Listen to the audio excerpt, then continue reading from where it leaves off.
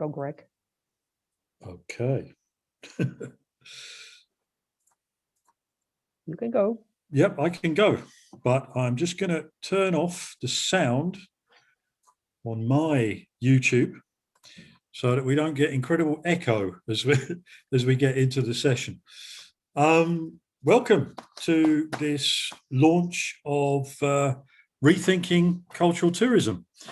This is a unique event, also because of the unique circumstances that we find ourselves in.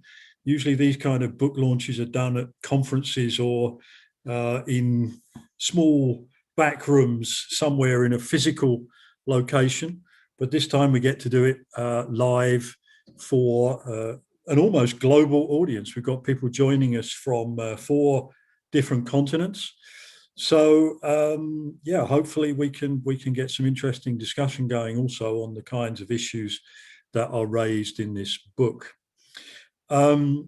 We have some very interesting guests with us today, although I as far as I can see, the first of our guest speakers is not yet with us. So I will do some introductions of our other guest speakers while we're waiting for. Speak of the devil. There you have Jan van der Borg turning up as we speak. So that's that's brilliant. Hi everybody. Sorry for this very small delay because I got a Hungarian opening slide, something like that. And I didn't know whether I had to put the NEM or the other one. So I tried both, but I'm online now. Okay. But you chose the right one eventually. No, in the third time. Yeah. Okay. So because I just re-clicked and then I got the same page and everything, but it's fine now. So that's all. Well, it's great. It's great that you can be with us, and you'll be the first of our guest speakers in a little while. For those of you who don't know Jan, he is a professor at the University of Leuven in Belgium. He works in the area of geography and tourism, but he has a long history in research on cultural tourism and the relationship between culture and tourism. So I'll be very interested to see what he has to say soon. And the reason that we have invited these 3 luminaries is because of their links to the Atlas Cultural Tourism Project and to the Smart Culture project. Basically, the period that is covered in the book, Rethinking Cultural Tourism, is a 30-year period which started with the launch of the Atlas Cultural Tourism Project back in 1991. The reason that Jan is with us, and the reason that I'm letting him speak first as well, is that he was in the original team of Atlas researchers who were still doing research with paper surveys in those days. Yeah. So and no mouth masks. Yes, none of that. No. So we started with the Atlas Cultural Tourism Project 30 years ago, and 30 years later we're still doing research on cultural tourism, but now in the context of the Smart Culture project, which is also a European Union funded project, of which Jan is the director. So that explains why he is here. Alongside Jan, we have Carlos Fernandez from Viana do Castelo. Carlos will be very familiar to Atlas members as the serial organizer of Atlas conferences. He has organized 3 Atlas conferences in Viana do Castelo so far, and we are twisting his arm as far as we can up his back to make sure that he organizes another one in 4 years' time? Something like that, yeah. But something like that. Yeah. But did he know about it? In between organizing Atlas conferences, Carlos has also found time to be a member of the Atlas Cultural Tourism Project, and he has organized at least 2, if not more, national surveys in Portugal. So Carlos has generated a lot of data that has gone into the making of the book that we're launching today. And last but not least, Melanie Smith was originally in London at the University of Greenwich when she joined the Atlas Cultural Tourism Project. So she helped us collect our first data in London. And since then, she's moved to Budapest. So she now works in the Metropolitan University in Budapest, where she has continued to do research on cultural tourism, but also creative districts and more recently health and wellness, for example. So we're very lucky to have these 3 experienced guest speakers to be with us to comment on the book. They have all actually seen it, so I'm not sure they've had time to read it, but at least they will have seen it. Were we supposed to read it? Oh, you mean you didn't? Oh well, never mind. So just to prove that this book actually exists in something other than cyberspace, I do have a physical copy, except that it doesn't work very well when you've got a digital background. So it does exist physically, as well as on the internet. So you can get your copy now. What we will do to introduce the book is that I will run through briefly what the book is about and what it contains, and then I will ask Jan and Carlos and Melanie in turn to comment on what they thought of the book. So I will then close my ears and they can then say whatever they like. But let me try and share something with you. Leontine, the host has disabled participant screen sharing. So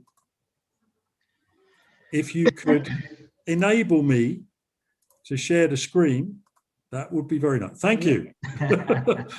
Now I have to try and find the PowerPoint, which I've of course I've closed. So this is yet another learning moment. So hopefully now you can see my screen. Shout if you can't, otherwise it will be far too late. Not yet. Not yet. Oh, hold on. Let's go back to, show all windows. Where's it gone? No. Okay, how about that? Does that look like it's sharing? Yes. Okay. Yeah, that's good. Great. You'd think we'd be able to do this very easily after a whole year of Zoom meetings, but still, every time you have problems. Anyway, what I wanted to do briefly was to run through the book and to explain some of the ideas behind the making of the book. And basically, after 30 years of doing cultural tourism research, it must be time for a rethink. And certainly when we are in a pandemic, we have Brexit, we have all sorts of other reasons for rethinking things, this seems to be a good moment. And luckily, I was also given the space and time to do that by the Smart Culture project. So as part of that project, I produced this book, which you can download at least a part of on open access. So this is really the culmination of a thinking process which has developed from what you might call a classic approach to cultural tourism. When Jan and I were doing the first round of cultural tourism research back in 1991, the kinds of places that people associated with cultural tourism were very much culture 1.0, as Pierluigi Sacco calls it. Culture as high culture, culture that is supposed to educate people about their history and how they're supposed to behave and so on. And this is the kind of culture that has always been presented by the grand museums and where we are all supposed to be peacefully contemplating art.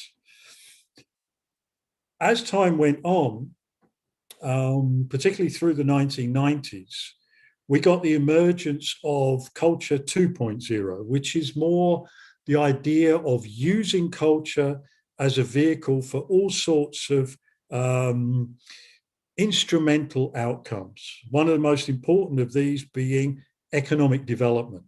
So suddenly people discovered culture and cultural tourism as an economic motor, as the French put it. And so you had the development of cultural tourism and increasingly mass cultural tourism in major cities as an expression of this idea of cultural tourism as a motor for economic development. And this really pushed cities and regions to market themselves as centres for cultural tourism, which is a situation which is carried on until relatively recently. With the development of culture 3.0, we see increasingly that consumers are able to make their own culture. So we all have smartphones that we can use to make videos, make music, and so on. And so the idea of people making culture for us has begun to change. And increasingly, the idea now is that we make culture together. So producers and consumers are both engaged in making culture.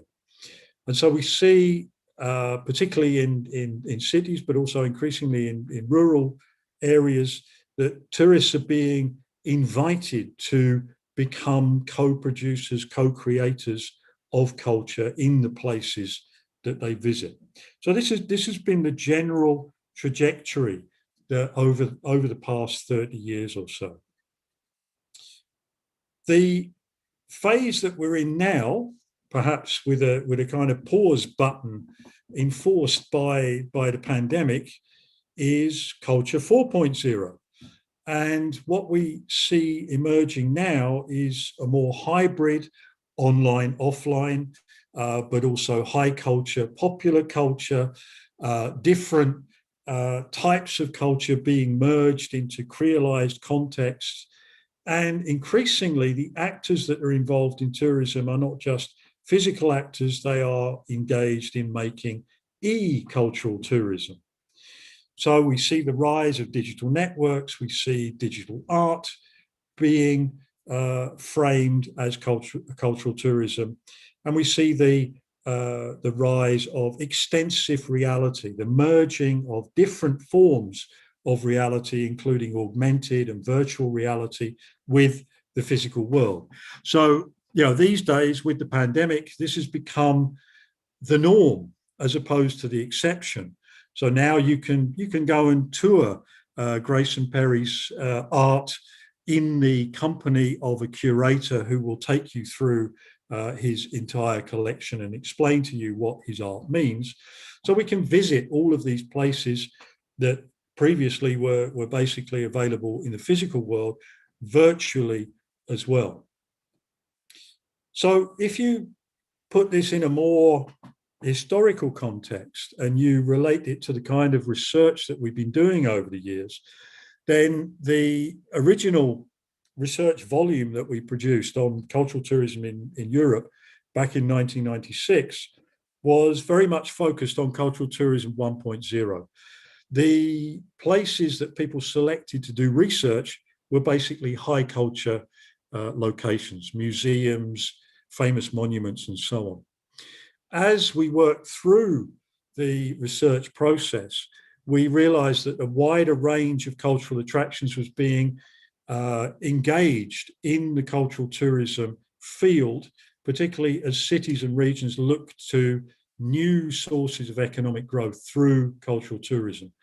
And as we moved into our third volume, Cultural Tourism, Global and Local Perspectives in 2007, then cultural tourism was already becoming globalized.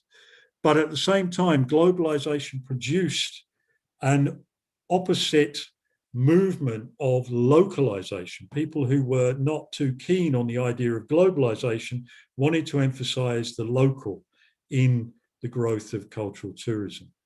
And so gradually we got this mix of global and local cultural influences. And as Culture 3.0 came on stream, this mix of producers and consumers making culture together in a co-creation sphere. And so gradually, more and more synergies emerged between tourism and culture. This is the report that we did from the UNWTO in 2018. And so finally, we get to Rethinking Cultural Tourism, which is hopefully not the end, but a kind of a coming together of ideas at a particular point in this trajectory, which brings together the ideas of convergence of culture and tourism and convergence of the physical and virtual worlds as well.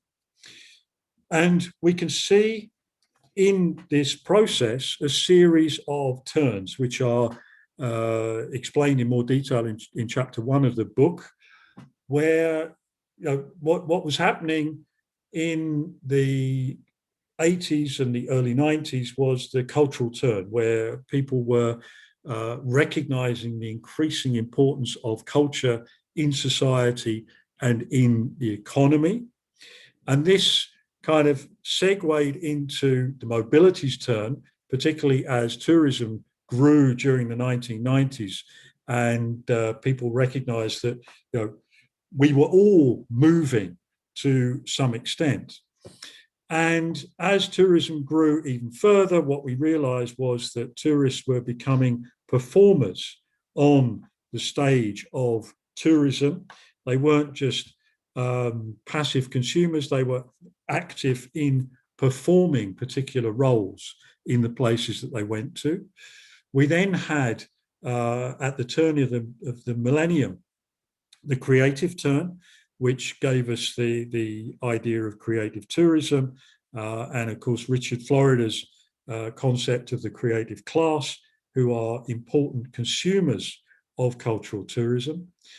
And more recently, the turn which is talked about in more detail in the book is the curatorial turn, because arguably as more and more cultural tourism has been generated and more culture has been identified as suitable for tourism consumption, we've had an explosion of information, of means of accessing all of these places. And so consumers are faced with a real dilemma of choice. What are we going to do next?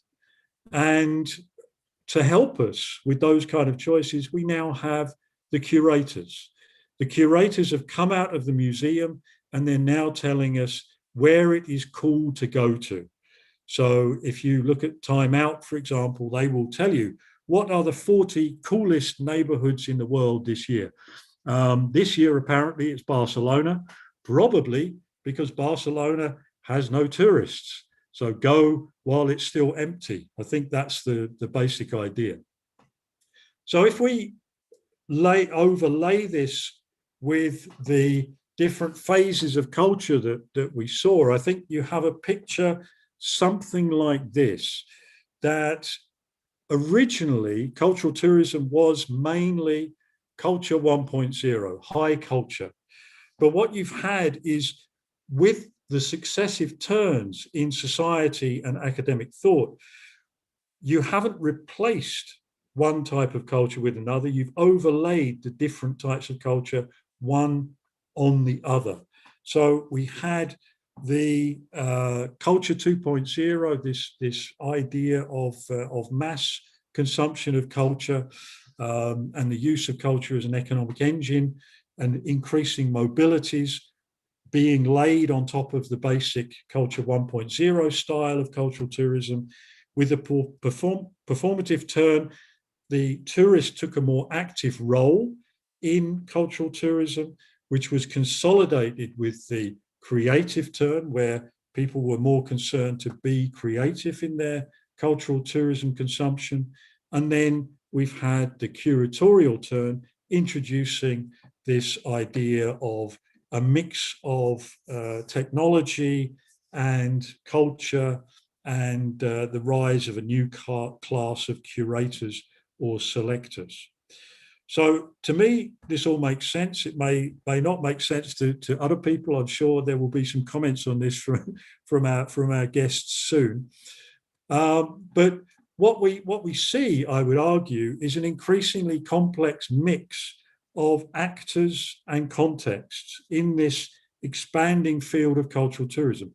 I would add that one of the sections of the book is called Lies, Damn Lies, and Cultural Tourism. You'll have to read that bit to find out more. But basically, it's about this idea that cultural tourism is continually growing. The evidence that we have shows that cultural tourism is not growing any faster than tourism itself. But what's happening is that as tourism has grown, so cultural tourism has grown, and it has become much more complex.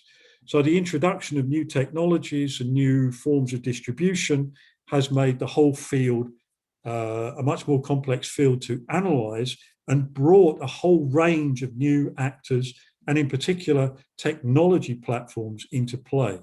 And this is one of the reasons why the Smart Culture project has an emphasis on new technologies, on gamification, and these kinds of issues. So the challenge, I think, is to try and make sense of this growing complexity. And what we've done to try and help in breaking down some of this complexity is to use practice theory.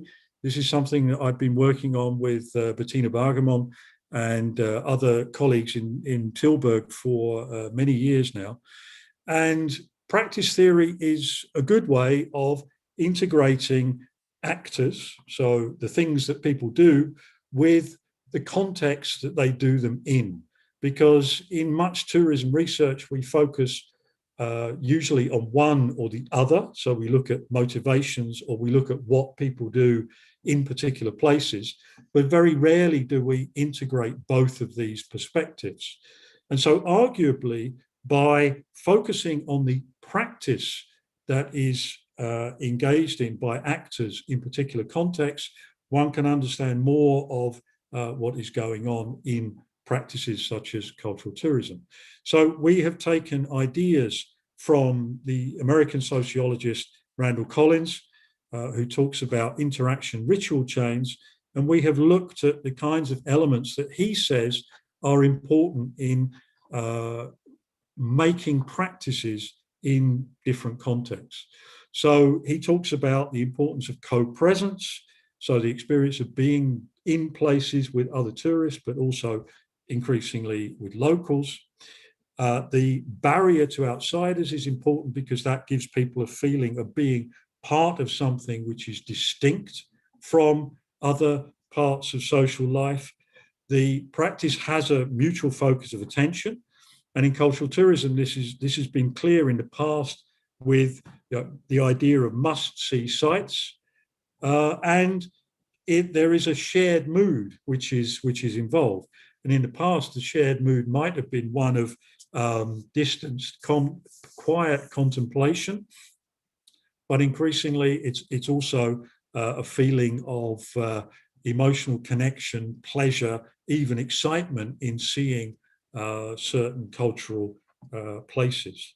So all of this produces, according to Collins, a feeling of collective effervescence, which is what drives us to repeat the practice. So what this does is it gives us a model with which we can deal with actors and context, but also a driving mechanism which helps us to understand why people engage in these types of behavior. So what we're seeing as a result of these interactions in these rituals is new practices of cultural tourism emerging. So whereas years ago we might have gone to the museum to find cultural tourists, these days we can find cultural tourists almost anywhere. We can find them looking at street art in Sao Paulo, for example. We can find them drinking craft beer in Hackney. We can find them doing creative tourism in Barcelona, and so on. And we can also, these days, find them in ideas such as new urban tourism, which is becoming very important in the tourism field. And also this idea of being a tourist in your own city, which has become very important in the pandemic. When we can't go anywhere else, we start to discover our own city.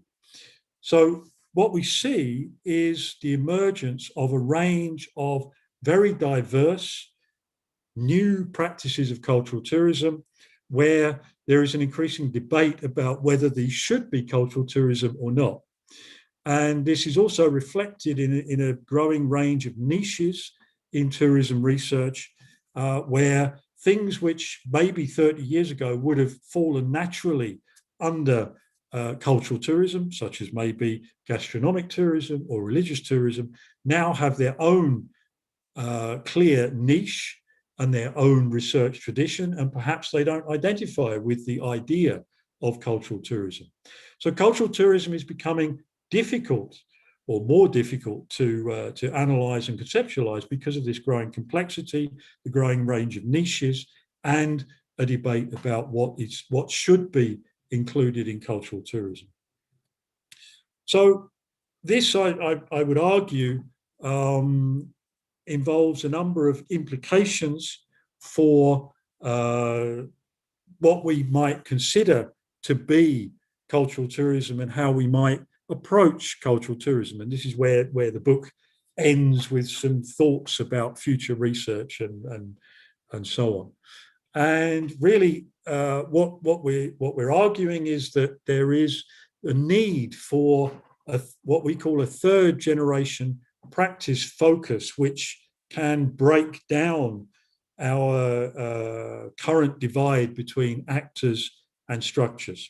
It's not much use, we would argue, just looking at what the actors do if you're not also looking at the contexts in which they do it and the rituals that they are developing to support their activities. And this also problematizes the roles of producers and consumers. So in tourism, we've been used to thinking about producers making things for consumers to do, but increasingly that dividing line is disappearing. And so what we're seeing is growing co-creation between tourists, and there's a lot of research emerging now on co-created experiences, and I think this is becoming increasingly important in the field of cultural tourism. And all of this is expanding the range of resources that we might consider falling under cultural tourism. Of course, there might be a debate whether we shouldn't just draw a much tighter circle around cultural tourism and say, no, we're not going to talk about gastronomy, we're not going to talk about religion, we'll just focus on this bit. But, arguably the focus should be on a practice that we can identify as cultural tourism, rather than worrying about any kind of definitions of what should fall under it. And the important thing about this practice focus is that it provides a driving mechanism for people to engage in cultural tourism experiences. Because we've had a lot of debate over the years about motivations and profiles and all of these kind of things. But I think the practice approach does provide a useful mechanism which we can at least examine as we go forward. So I will leave what I'm going to say for the moment there. There is a lot more information about the cultural tourism research project on my website, and also on the ResearchGate page, which has a specific section devoted to the Cultural Tourism Research Project. So plenty of stuff for people to read if they want to find out more. And perhaps without ado, I should hand over to our other speakers, who will give us a slightly different version, I suspect, of what cultural tourism might involve. So I will stop sharing my screen. I'm not sure whether anybody else is going to share anything, but Jan, over to you first. Well, thank you, Greg, first of all, for having me. You hear me, everything's fine with the connection. Yep. For having me invited to discuss this. As you were already saying in the beginning of your presentation, I still have this first book, this first cultural tourism book, that started off with a European project, my first European project in my career. So I'm really happy that this also book presentation, that it closes this cycle with respect to collaborations with the European Commission, also in the context of the smart culture. It's in mint condition, so if anybody is interested. No, it's just anyway. For those who do not know it, I have been working. I think in the same time span as you, Greg. We're almost the same age. We have the same interests. Soccer, first of all, and our life is very international, moving around in various countries. So we have been hit very hard with this COVID crisis, and I'm really happy that I can just give you a contribution to this book presentation, which I have read with a lot of pleasure. First of all, it's really, my focus has always been on urban tourism, and especially the economic dimension. Your focus is differently. A bit more on the social and anthropological issues, but I think we always had a lot of touching points in our sort of research career. So it has always been a pleasure for me to read your stuff, your articles, your work, also through maybe common friends like Antonio Paulo Russo, who has been doing a lot of work with you, and who started off, of course, working also here in Venice with me. So it is always a pleasure to read your stuff. And I think also your last book, this book, Rethinking Cultural Tourism, is again a thought-provoking and really sort of for me a benchmark analysis of cultural tourism as it is today and as it could be. People start to be tourists as they were, almost as they were before, because I'm really having some difficulties in perceiving this build back better idea, at least here in Venice. I'm in Venice now, where I'm partly based. Here in Venice, all the moments in which the city was opening up again for tourism, we exactly found the same problems we had in 2019 with overcrowding, with people beating each other up because the Vaporetto was full and so forth. Anyway, I think especially the last two chapters are very, very, very interesting for me, because you're especially there addressing the issue of how culture and tourism are exactly living together, or even also fighting together. But my first statement would be that your book is very, very good, but it's still and that's the same for my research. It still is not the final book. I think you're not done writing on tourism, on cultural tourism, because there's still a lot of issues that need to be addressed, maybe by younger people than we, and these issues. I'm just going through them. And then I think it opens up also the discussion with my other colleagues online who are presenting the stuff after me. I think there's still a lot of work that can be done on the definition question. Even if you have this paradigm of the different terms, I still think that there's different ways of defining cultural tourism from the demand side, from the behavior of the people that actually engage or think to be engaging in cultural tourism, or on the other hand, from the destination's point of view. And it's something that I've been repeating quite a lot. I mean, I'm here in Venice. Venice is supposed to be the cultural tourism destination of the world, iconic.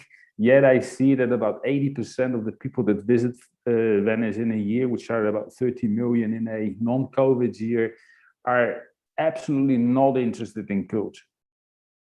It is much more probable that somebody coming to Rotterdam, for example, in the Netherlands, is interested in tourism and can be defined from the sort of the interest kind of sphere of cultural tourism than somebody that is coming to Venice. So I think there's still, and you're not giving in this new book, you're giving some hints, but you're not solving this problem. How exactly sort of do we need to define cultural tourism? Because for me, that is essential also for tackling the second problem that we continue to have, notwithstanding the 1991, one of the first researchers specifically on cultural tourism, which was, I think, to some extent, a benchmark together with all the rest of your work. And that is the statistical issues, how to gather statistics in a reasonable way, even if you were suggesting, because we're working on another book on urban tourism as well, even if you're suggesting that by big data and open data and telephone cells and a lot of sort of new instruments, the apps that you download, the WhatsApp that you're writing, the social media and stuff, you can get into the heads and the bodies of culture, but there's still a lot of, I think, insecurity, uncertainty, which stems, I think, also because of this lack of a universally recognized definition of cultural tourism. There's a lack of reliable, reasonably structurally measured statistical information about cultural tourism. I see that very much in Venice. I mean, we're all convinced that Venice is indeed, as I said before, the iconic destination for tourism, yet more than overnight stays, some breakdowns by nationality, or arrivals in approved and also official accommodations. We do not have to make, we have to do things differently to get. Now, the fact that we don't have statistics is leading me to another problem, I think, that we should be discussing today. And again, I see a lot of partial answers, very good answers to these questions in Greg's work, also in his new book, is how to measure the impact, the actual impact of cultural tourism for a destination. I mean, we are talking about benefits, costs, conflicts, sustainability, doing things as locals, and what does that mean for cool neighborhoods? How do you define these cool neighborhoods? Is it artistic kind of people that top down decide what neighborhoods are cool, whether it's Barcelona or part of Rotterdam, or maybe some suburb of Venice? I mean, also there, measuring the impact is not easy without good definitions, without also statistics that actually follow up on these definitions and allow us as researchers, but also as policymakers, or maybe even as visitors ourselves, to really measure the positive and negative impacts that are actually linked with being a cultural tourism destination. Now, having said all this, and I find quite a lot of answers to all these questions in the last two chapters of your book. So I'm really happy with it. I read it also because I had to read this stuff for our smart. I mean, not only for today, but it was also very useful for our common, because you are part of this this project, the Smart Culture project, which in fact, as you can read in the proposal, more or less addresses the same issues. And one, may I cite your chapter in this urban tourism book? You said, is cultural tourism, or is urban tourism just a special form of cultural tourism? So it's obvious that urban tourism as a niche and cultural tourism as a market segment have very strict and very strong ties with each other. So a lot of stuff you have been doing in the cultural tourism sphere are also applicable in the urban tourism sphere. So also for policymakers, not having the definitions, not having the statistical information, not having the impact analysis, it is very, very, very difficult to come up with really innovative, let me say even counter-cyclical cultural tourism policies. And I think you make a lot of suggestions. I think this last slide with the beer tourism, there are intuitively a lot of things that we can come up with by just looking at how the cultural tourism market is actually developing. Yet I think there's still a lot of space for thoughts to make these intuitions a bit more anchored in either social or economic or what kind of methods and theories that you can think of. So I think that is actually more or less what I would like to say. I'm really grateful for you, not only for having me invited here, but also for having produced so much really interesting stuff on the phenomenon of cultural tourism. For me, your books, Greg, I mean, it's not because I'm here and it's not like a salesman chat, but I think no, I think you really we go along since the beginning of more or less of tourism research, even if we had, of course, also our ancestors and our points of reference. But in the 90s, beginning of the 90s, there was not so much knowledge on tourism as such, and especially on cultural tourism. And you have always been challenging my brain, my thoughts, my research to look for the right solutions. Now, I think one of the issues that I would like to, just as a closing thing, is something that you said in one of the preparatory meetings we had in Leuven when we were talking about the project and the project's proposal. And you were saying, and I think that is something that I would like to invite us all to think about, is that it's so difficult for the cultural and for the tourism sector to meet, to find common ground. And I think that is very true, and that is still very true. And I think your book, Greg, can make a very interesting contribution to that. I was almost sort of like my kids have the books that the school teachers present for me to take on holidays to read. I would really sort of think that for a lot of museum directors, even if they're getting out of their museums, as you were showing us in your slide, I would really think that it could be interesting both for tourism entrepreneurs as well as for curators. We were talking about the curators to learn more from each other. And I think your book can be the bridge between these two still and very often separate worlds, which lead to a lot of inefficiencies, to a lot of missed opportunities, to a lot of unused potential that I think should be unlocked, because then in the end, I think this synergetic relation between culture and tourism can actually sort of become truth, because it is still not that way. Just to give you some examples, I remember working for the Council of Europe on a conference for ministers of culture, and I put tourism in the basic document.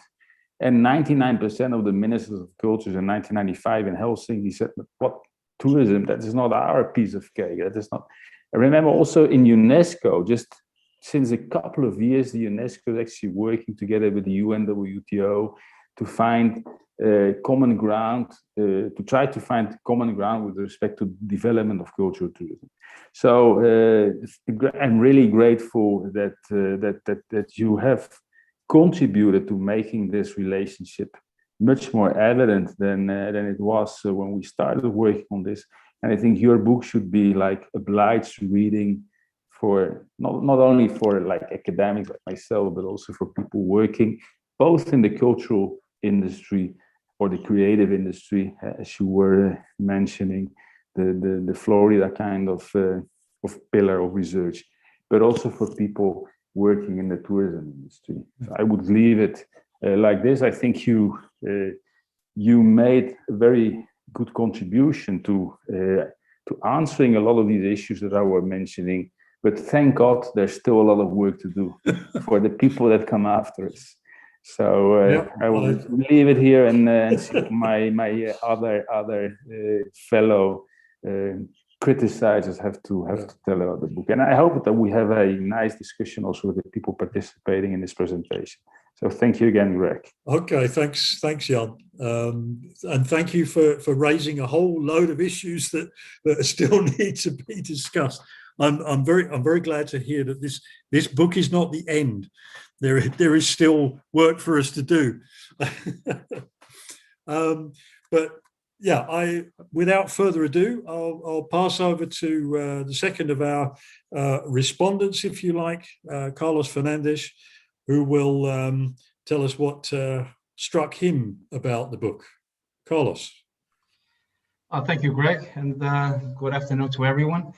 And I'm glad to hear Jan say that, this is not the end, because we want the Atlas Cultural Tourism Group to live on, so that's another reason for it. Now let's start by saying I really feel honored to be invited to take part in the launching of this book, and to be sharing the stage or Zoom with my colleagues, Melanie, who I have known for many years now as well, and Jan, who I am meeting now. But since we have a mutual interest here, I'm sure that we will be getting to know one another much better in the future. Also honored to be in the acknowledgements of the book. Greg and I, we go back quite a bit. We first met in 1995 in Kashmir's in Poland, and since then we have shared many wonderful experiences, which has been quite interesting, quite educational. And yes, the practical sessions of gastronomy research that Greg mentions in the acknowledgements as well, at times very intensive. But they have contributed to many papers and publications along the years. Okay, so to a certain extent, those sessions are also reflected in this book. So, but time will tell. Or let's say, time well spent, I should say. In reading this book, before I started reading the book, I needed something, a provocation, something to get me thinking more as I read the book, and I was searching to see. What provocation can I come up with? And then I found this editorial by Scott and Volo in 2017 that they in an editorial that they made, they posed the question, is culture dead? Is culture dead? I mean, I found that quite, in terms of provocation, I found that quite provocative.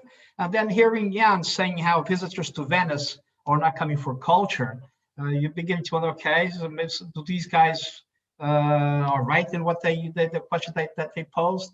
But I used that. First, I read that editorial, one page, and then I read the book. And then at the end, okay, now what conclusion do I draw from that provocation, reading the book? So this is how I approached the book itself, okay? Reading the book brought back many wonderful memories, okay? I have been part of the Atlas Cultural Tourism Research since 1997. So yeah, along the years, I did quite a few studies, some here in the northern Portugal, others nationwide, in getting colleagues to do volunteer research.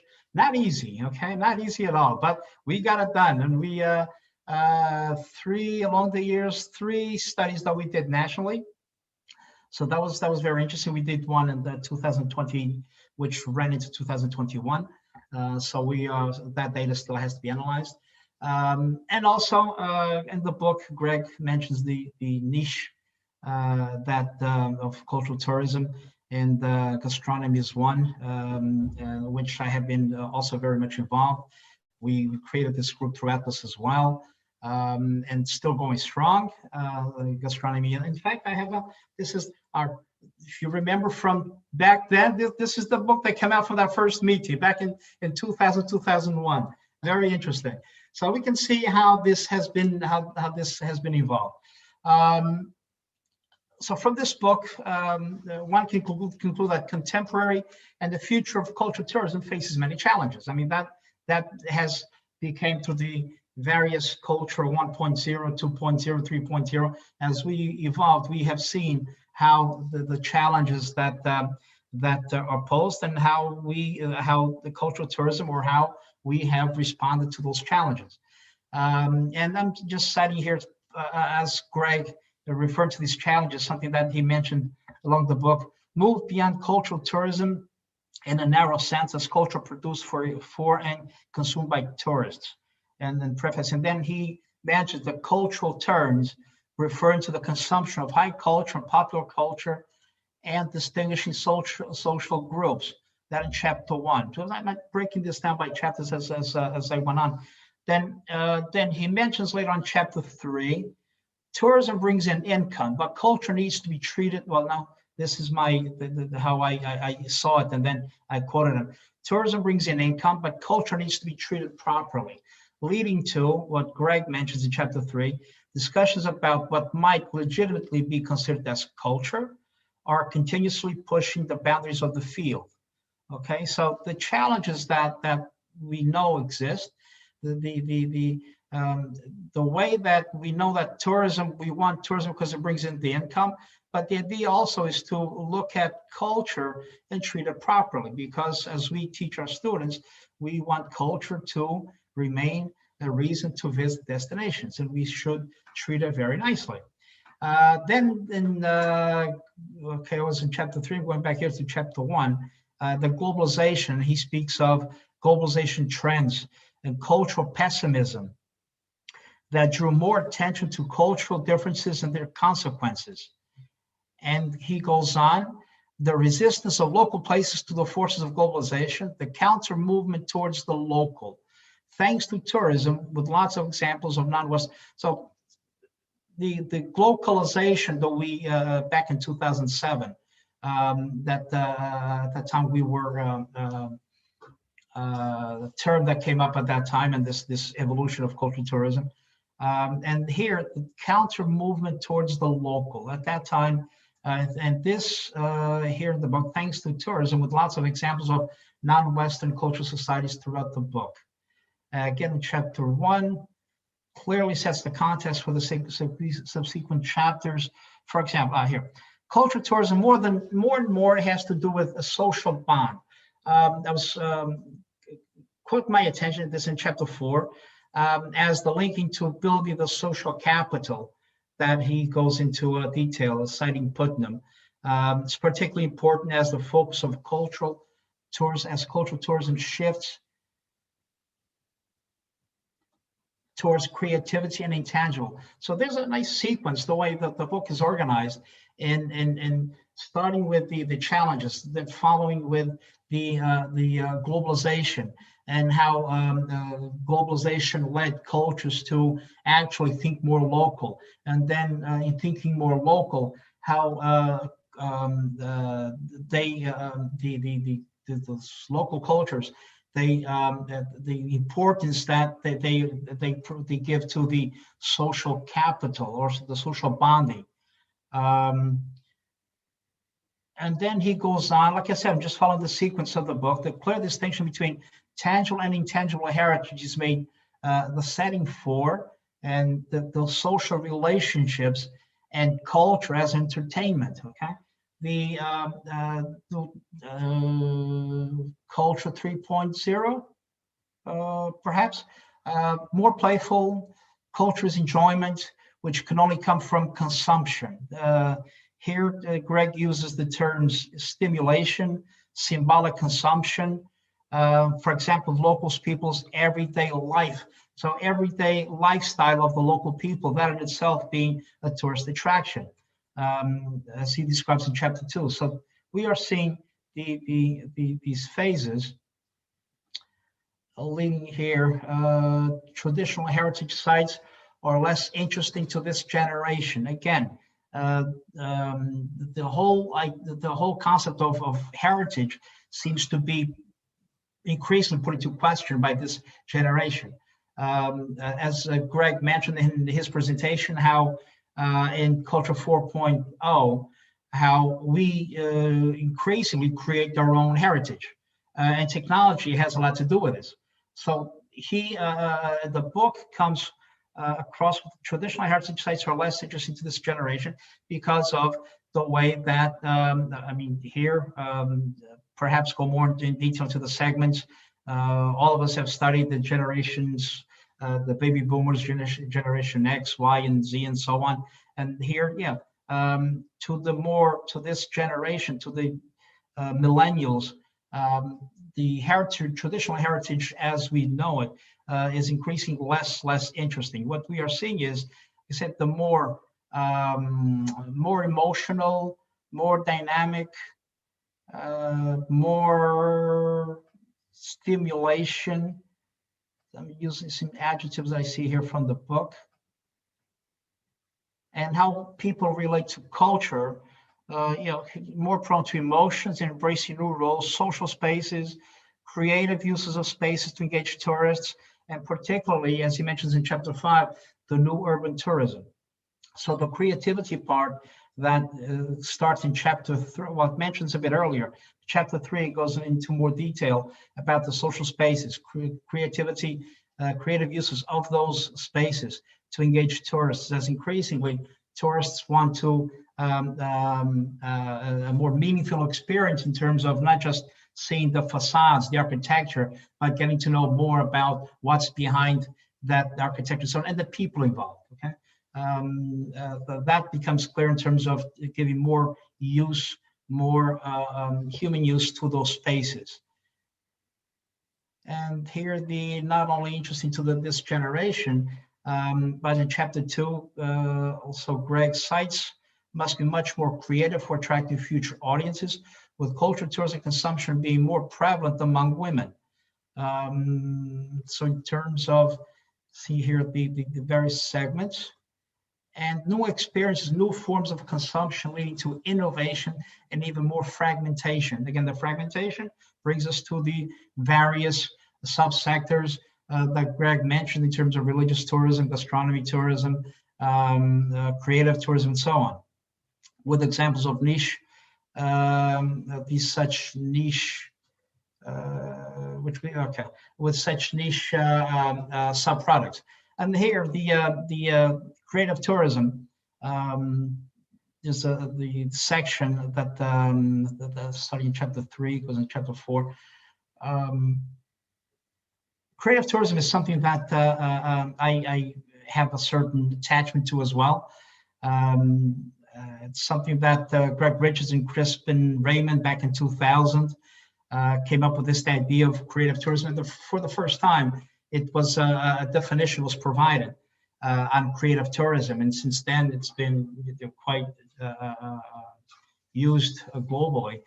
But what I always mention when I speak of creative tourism is it all started in Viana do Castelo. Okay, this is where at Annapolis Winter University, this is where Greg and Crispin in our gastronomic sessions, okay, we actually got the two of them got this idea going of creative tourism. And again, this is going back to the year 2000. So the creative tourism, which is something that we speak so much about nowadays, something that 2000, someone had a vision in terms of what the future of cultural tourism should be. More creative, more use, more social uses of the of spaces, more getting more people involved, the local people involved, and the co-creation, the whole idea of co-creation that resulted from eventually from this idea, this original idea of creative tourism. Digitalization, which Greg mentioned in 4.0 and here, chapter 6, in terms of further changing the relationship in cultural tourism. The fact that we consume the digitalized heritage establishes new relationship models, which takes us to chapter 6. So in chapter 6, basically how do we go forward. Yeah, digitalization is something that, and then Greg in the book uses the chapter where he mentions the curators and so on. Digitalization is increasingly being more used in tourism. It's increasingly being used in the cultural sector. It's increasingly more used in cultural tourism. What we are what we are seeing in terms of how we go about in terms of tourism education is digitalization, digitalization, digitalization. Well, this is what we are seeing also in practice in the cultural sector and in cultural tourism. Increasingly, we will be creating, co-creating heritage, cultural heritage, that we will be many times disseminating it through these digital means. And then through digitalization, the question also that remains is, can old structures offer new experiences? So going back, Culture 1.0, old structures, sites, physical attractions, how Culture 1.0 has evolved, and going back and thinking old structures. Can we get these old structures going back to these sites, these attractions, and provide new experiences for tourists? I think that something that you also follow along the book. There are questions that pop up as you read. Questions that pop up. You start thinking, yeah, this is how things were done. I mean, we are not going to change from 8 to 80 overnight. So how do we go about changing? How do we get this old structure, these old sites? How do we go to Venice and get these sites and provide experiences in these places that traditionally people came basically to see? And now what we are confronted with is with people that want to come over. They want to do, they want to learn, they want to be engaged, they want to be entertained. And this is all a part of today's cultural tourism. So designing novelty focused on the consumer. We are very much a novelty focused society. We are always looking for new things. Tourists are looking for new things. We as tourism professionals have to provide new things. We have to be constantly innovative. And in cultural tourism, then you have the old school, where you have people saying, you know, cultural tourism is about physical sites, physical museums. It's about cultural sites, physical cultural sites. And then you have the new school, and which we are inclining more towards people-based. People are becoming, I remember a lecture also by Greg, people are becoming more important than actual physical places. So this is the cultural tourism that we are seeing and evolving to. And then he mentions also the third generation. Yeah, almost done. Almost done. Okay, I just want to leave a bit of room for our audience as well. The third generation that he mentions, and basically towards the end, in the process of innovative and creative solutions to cultural tourism, or another title that proves the book, Rethinking Cultural Tourism. So the provocation, the question that I started with, is culture dead? Well, as a closing, I mean, this book provides also a provocative answer to Scott and Volo, and that the successive terms that are mentioned throughout the book confirm that culture is not dead. It is continued growing, as we mentioned here by Greg as well. It is evolving. We are seeing an excellent book for how cultural tourism has evolved, an excellent book for cultural tourism researchers, scholars, students, and professionals in the field. Thanks, Carlos. I think you did a wonderful job of summarising almost all the content of the book. But now no one who's been at this webinar will need to read it.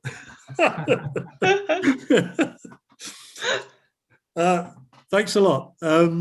Without any further ado, I'll pass on to Melanie. Thank you very much, Greg, and thanks so much for the opportunity to be here. I really appreciate it, and I very much enjoyed the book. I read it actually in advance because the publisher sent me a copy and asked me to write an endorsement, which was really an honour to do.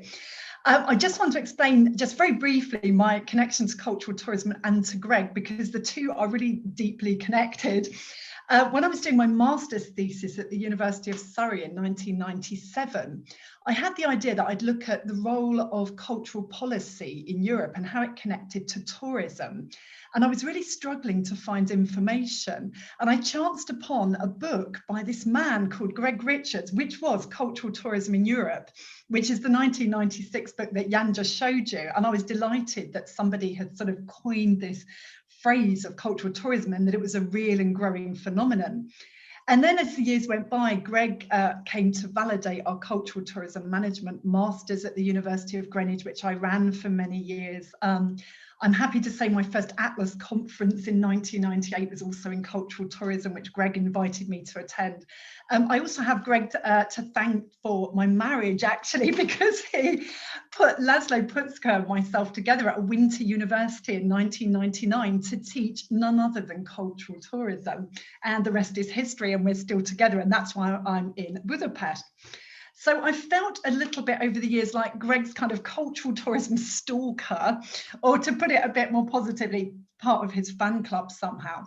And I was really happy to have the chance to work with him more closely in Atlas, especially when I took over as chair in 2007. I've been a member of the Cultural Tourism Group, as well as the Urban Tourism Group. And I totally agree with Jan that the cultural tourism and the urban tourism are really, really closely connected. And by 2013, I had the chance to edit the Routledge Handbook of Cultural Tourism with Greg, and we had, I think, a really good working relationship, and we saw cultural tourism, I think, in quite a similar way. What I admire most about Greg, and I think this is quite rare actually, is his ability to combine the academic rigor that you need to produce high-level journal articles. And he manages to do this even in a theoretical way without any data, even though he has 30 years of data, as well as writing reports that are good for policymakers like UN, WTO or governments, and then to make contributions to industry with the cultural tourism surveys or with some very practical contribution. So I think since 1996 or even earlier, hundreds of academics, myself included, have jumped onto this cultural tourism bandwagon. But I think Greg always manages to stay one step ahead, whether it's in creative tourism or events management or new perspectives on cultural tourism. So I am still as excited to see a new book by Greg on cultural tourism as I was in 1996. Of course, didn't get out much in the last year, so it was one of the highlights of my year. But joking aside, this field remains my passion as well. So I want to just get on to the book. I'll try to be brief so the audience also has time for this. I noticed at the beginning the tribute to Chris Devereux, and he was a really lovely man. And I also would like to remember Derek Wynne, who we had some of the funniest moments in Atlas history with at a winter university. And I remember heated debates about whether football is cultural or not. But I think we've had some very interesting discussions over the years. In terms of the interesting parts of the content, I really liked your summary of the various turns in cultural tourism. And you mentioned quite a few of them in your talk just now. But I also like the idea of the emotional turn and emotional energy, because this was something a little bit new for me in a way towards the end of the book. So I'm wondering if you have time, if you could say a bit more about this. You mentioned people's own pasts and their emotional journeys. You talk about destination journeys and social practices. And I liked your previous idea about cultural tourists having a career where they did slightly different things when they were younger and when they were older. And also I know that you work closely with Will Munsters, and I like his idea of roles rather than fixed types of cultural tourists. So maybe this is something we can talk a bit more about, like who is the cultural tourist now? Is there a cultural tourist, or are we just playing different roles and having different careers as we move through our life? I appreciate the revisitation of the concept of culture and value, and I think Jan mentioned this as well. The relationship between culture and tourism is still not really resolved. And you talk about culture as a value platform for tourism and that tourism valorizes heritage. But as you say, culture doesn't rely on tourism necessarily. So I would ask, is there more acceptance now that tourism also provides something of value to culture beyond economics? Because we had a lot of conflicts back in the 90s. And I remember setting up that cultural tourism masters, and we had real conflicts between tourism and heritage and arts management and museums. And Hungarian museum curators, sometimes they still hate visitors, actually. And as you point out, the tourism phobia expressed by middle classes in historic centres of cities like Amsterdam or like Venice. But then you say that street art was salvaged by tourism and that you can make places that are not even rich in cultural resources using cultural tourism. So it's a really interesting relationship, and I hope we have a moment or two to think about that. I really like what you say about new cultural tourism experiences based on design, storytelling, curation, connected to popular and everyday culture as well as high culture. The idea of culture or cultural tourism as a power-laden concept is really important. And when I looked at the curatorial turn, I wondered if you had any comments on politics and its role in things like museum curatorship or heritage and what's valorized, because the resurgence of the support for the right wing and nationalist discourse maybe has some impact on cultural tourism in that way. I've struggled a bit with the concept of co-creation. I don't think it's defined very well in tourism. I think it's overused. But you talk about cultural tourists as performers of cultural experiences and co-created social practice. So if you have time, just to redefine maybe co-creation in the concept of cultural tourism, because I think it's defined well in creative tourism, but in culture, what does it mean? Couple more points. You mentioned buzz and atmosphere. This was really interesting that you mentioned this. I like the word buzz. In our most recent cultural tourism surveys in Budapest, once again, atmosphere was the top attraction, but we still can't define it. So I would ask your views about how can we move forward maybe in defining what is buzz or what is atmosphere in cultural tourism. So I will maybe just post my questions to you in the chat. If you have time to all answer them, that's great, but we want to leave time for the audience. And I just want to thank you for keeping the field moving forward, for inspiring us, even at a time, I think, when we're questioning, does cultural tourism actually still exist or not? So thank you for the book and thank you for the opportunity to talk about it. And these are my questions if you have time. Thank you.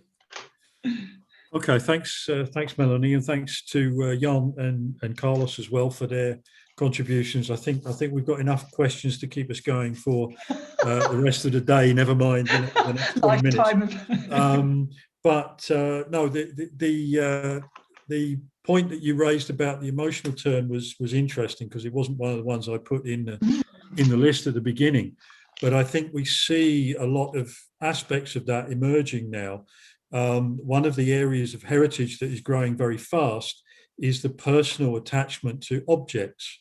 So there's now a program on the BBC called The Repair Shop, which is about people bringing in their old objects to be repaired by experts who will get your antique clock or whatever it is going again. And of course, the point about all this is that the connection between people and things is then an emotional one. The clock is important because it was given to somebody by their grandfather, 60 years ago, all of these kind of things. So the emotional turn is also, I think, an important part of this idea of curation, because the curators are no longer just the experts, they're also the individual tourists themselves, because they also have an emotional link to not just things, but also to people and places. And this is something that influences their selection of places to be. But also the point that you raised about co-creation was also a point raised in the chat, because Herminia Andreu was asking about the possibility of using co-creation methodologies as with young residents as a tool for sustainable tourism development. So, I mean, in addition to the question about what co-creation might be, there's also the question of how we can use this concept.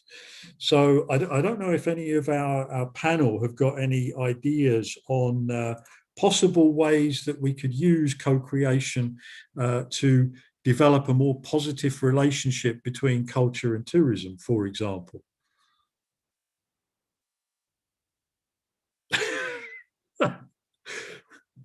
Stunned into silence there.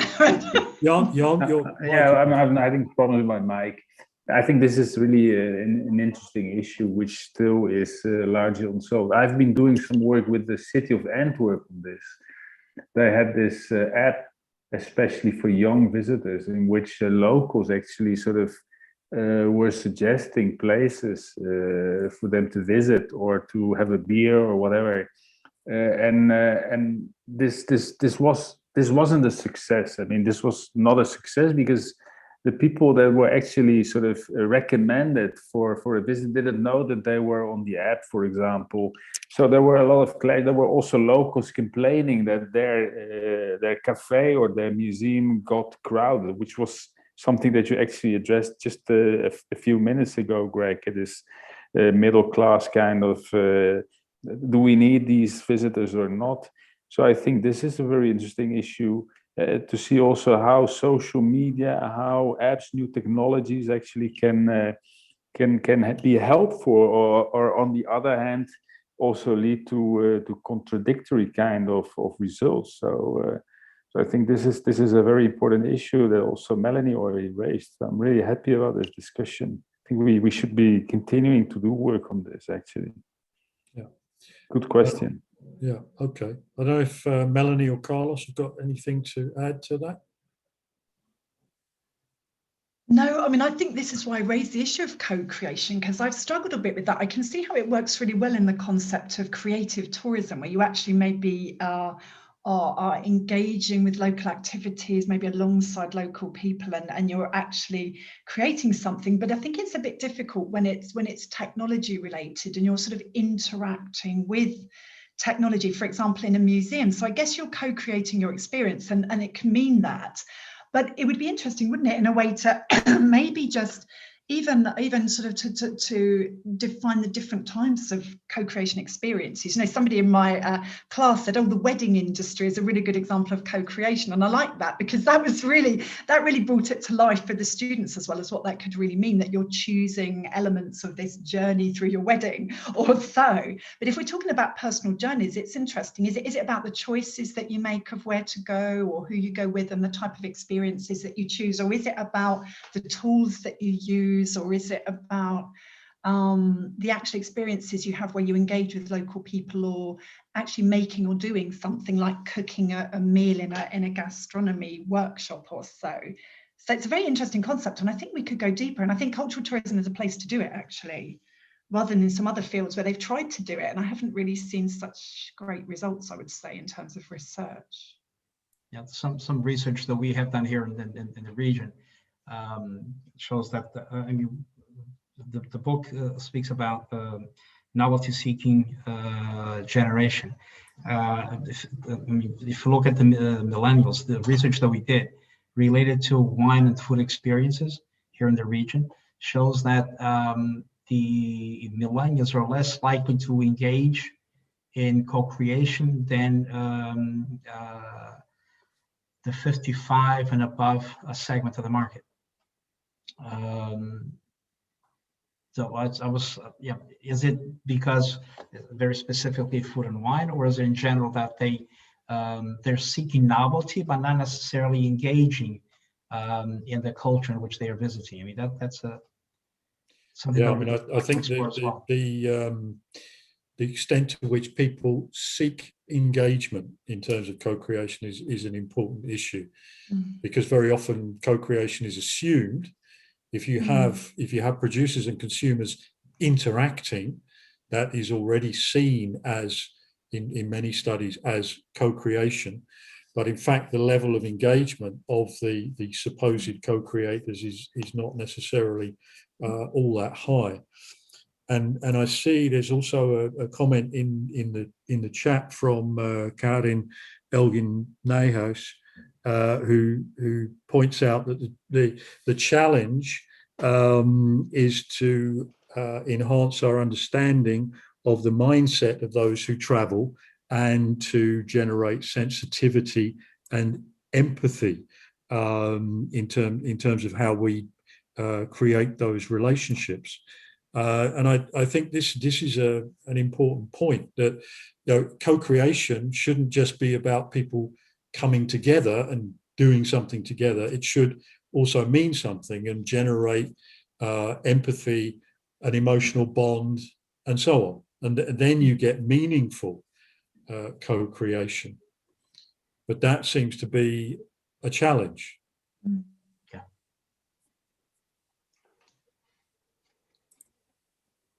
So, yeah, we also have a follow-up comment from Lenia Marx, who is mentioning the issue of atmosphere being very important. So this is also a question, I think, about how atmosphere is generated, and there are some clues on this in the book, but I think it's an area where there's been relatively little research done. And Melanie has a recent paper which deals with this in Budapest, but there's room for a lot more research on what atmosphere means and how it is created or co-created. And all of these kind of issues kind of eat away at this central question, which all of you have referred to in one way or another, which is the question that remains, which is also the question we started with, which is, what is cultural tourism? So it seems to be a savage indictment of the book, if you like, that one of the basic questions that people might expect to be answered is perhaps not answered in the book. My own feeling is that definitions tend to put us in straitjackets anyway. So I have a kind of aversion to definitions, but I don't know if any of our panel members have any thoughts on that, about any directions that we might take in terms of tackling this definitional issue.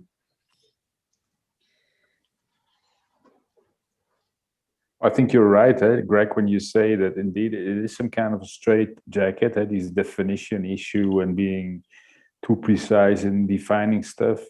But for me, it's also the first step in a pyramid of issues and problems that actually make, on one hand, cultural tourism very challenging, and on the other hand, also still largely or quite a lot unknown.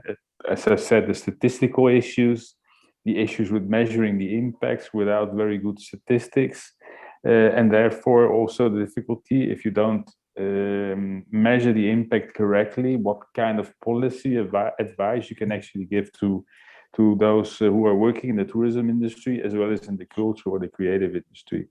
So for me, again, I think the definition issue is very important, but I don't think it is easy to get out of this. And indeed, we shouldn't be tempted to put ourselves a straitjacket. Let others do that rather than do it ourselves. But I think definitions are important, whether we like it or not. Yeah. Yeah, yes, and I wouldn't like to lose the term cultural tourism, because every so often we say that, oh, culture's everything, therefore there's no such thing as cultural tourism. But I think it's more fruitful to really say, what's the relationship between culture and tourism? And I think what Greg does really well in the book, it shows the evolution of that. And I think that's the important part, that, creativity or creative industries became more important, or that the valorization of heritage became important. And we still have to define heritage, but then, it's tangible, it's intangible. Or I think Will Munster's, he looks at sort of built heritage versus events, for example. And I think this subcategorization of culture, to me, is quite a useful way forward. And you see a lot of niche papers coming out about, for example, gastronomy, saying, well, is it still part of culture? Well, I think it is, but it's just a niche, I think, of what we might term cultural tourism. And I still find that quite useful. I just don't think it's very easy to cover every aspect of cultural tourism, for example, in one research study, if we define culture as being pretty much everything. But we have to be specific, I think, about what we really mean by culture in the context of the study that we're doing. And then it works, I think, no? Yeah. Somehow. And if we could come up with some kind of definition of cultural tourism that works, which might require a lot more work, are we any closer to addressing this question that Jan raised at the end of his discussion, which is, is there a common meeting ground for culture and tourism in all this? If we talk about cultural tourism, is there a sense in which culture and tourism come together, or is it simply an addition of those two ideas? I think a word that you use in your book, stimulation. I think it's increasingly a question of stimulating people to when we speak about engagement. What people are increasingly changing their attitude in terms of what stimulates them. And I think this is what we are finding with a younger segment of the market. The research that we have been doing in terms of gastronomy and wine, it doesn't seem to stimulate this segment of the market. It stimulates the 55 and above, but not the 25 to 45, for example. They seem to not be very stimulated by engaging in that sort of activity. So maybe there's, stimulation is something that we should definitely research more, because increasingly we are so much linked to technology. We are Zoom from morning till dawn. We are so. Melanie and I said in the webinar a couple of days ago, and the digital detox. Okay, that's something that we went into because we all need a bit of that. We need a bit of the wellness to get away from this that we have been doing. And the younger people, this younger generation, I think it's so become so dependent on digitalization that it's very difficult to stimulate them to do anything when they go on a holiday. Yeah. I suppose I was thinking the word interaction comes to mind, but I don't necessarily mean interaction with people, because you can do cultural tourism with no people involved. Like you can go to a museum and not meet another person, or you don't necessarily interact with the other visitors in a museum or a heritage site. So you can go for a whole urban tourism trip without meeting any locals, for example. But interaction in the sense that maybe you interact with a site even through the technology. So the fact that you might have augmented reality, or you might do a virtual guided tour, or even finding that information, even the over-tourism apps now that help you to see where the sort of bottlenecks are, or so it sort of improves your experience. So maybe it's interaction with sites or with destinations in some way, whether it's a personal one or whether it's a group one or whether it's through a tool. So there's something there, or interaction with actual people and doing things with local people, which can also happen, but it's not a compulsory element in cultural tourism that you must be with people. Yeah, so that's interesting. I think that provides us with an interesting link to a question that's just been asked in the chat by Andrew Jones from Malta, who's asking, what future is there for museums and other cultural institutions that rely a lot on ancillary sources of revenue, like catering, for example, if there are no visitors. This is something which is becoming a very real issue in the pandemic. But of course, if people continue to visit these places virtually, how are they going to generate sources of revenue to keep them going in the future? Well, COVID aside, I suppose. I'm assuming that we won't always have COVID, but I'm thinking that what I find really interesting about one of the turns that you mentioned, I can't quite point where it is, but where we had the creation of museum and gallery spaces that we use not only for cultural interaction, but also for social interaction, like Tate Modern in London, for example. And I'm just thinking, of course, it doesn't necessarily generate income, but I've certainly been to a museum or gallery, gone to the shop or the cafe without actually seeing an exhibition or meeting friends there or so. So this interaction with cultural spaces, because of the atmosphere, is quite an interesting one. But of course, it doesn't generate revenue. I know in China, my students keep telling me about the souvenir industry is absolutely important, and people buying lots of museum souvenirs online actually as well. So from a lot of the big Chinese heritage sites, people are really keen to, they'll be showing me the lipsticks you can buy and the scarves, and it was all online shopping, and they didn't even go to the site, which I found really interesting. But that's more cultural, but maybe also that exists in Europe to a certain extent, doesn't it? That the online shop of the museum is actually quite popular. Well, it is at the moment, because you can't go to the real one. You can't go in. That's one of the problems. Or the books maybe that come out of art museums. I certainly go to the bookshops of art museums and buy books. I mean, maybe there's bookshops that people use, but obviously it doesn't replace the real thing. But, I think that's a very good point. I don't think it's by definition conflictory. I think it can also be, let's say, complementary.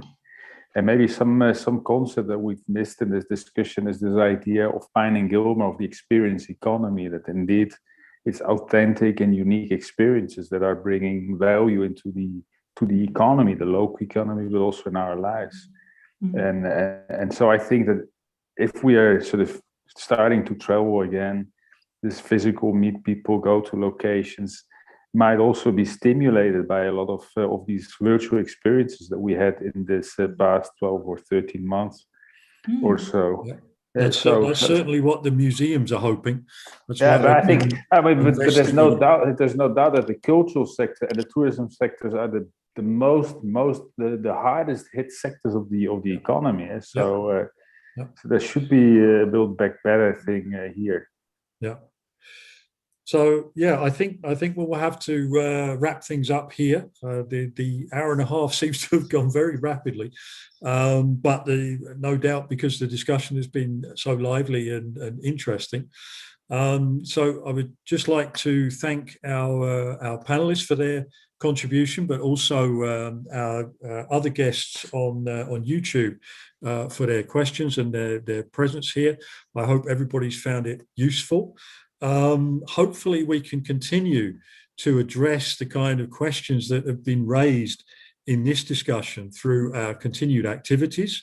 The Atlas Cultural Tourism Group continues to generate research and meetings and all these kind of things. So we have an upcoming special track at the Atlas Conference in Prague virtually in September, but there will be many other future meetings, no doubt. And of course, Carlos will be carrying on with the gastronomy group activities. So people who feel more at home in that area can also do those kind of things. So plenty of opportunities for future interaction. And I hope we will see you all physically at some point in the not too distant future. Thank you very much for being here. Thanks, Greg.